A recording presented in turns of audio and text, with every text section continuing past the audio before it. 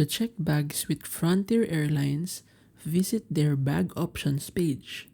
Start by ensuring you've added baggage to your reservation during booking or through the Manage Travel section on their website. Adding bags in advance is more cost effective than paying at the airport. When you arrive at the airport, proceed to the check-in counter or use a self-service kiosk.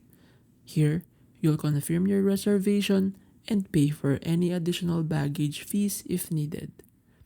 Attach the provided baggage tag to your checked bag and leave it with an airline representative at the counter. Make sure your bag meets Frontier's size and weight limits to avoid extra charges. Checked bags should not exceed 50 pounds and 62 linear inches. For oversized or overweight bags, additional fees apply, which are detailed on the website. Remember to allow extra time at the airport for checking bags, especially during peak hours. For more detailed guidelines, including carry-on options, refer to the bag options page.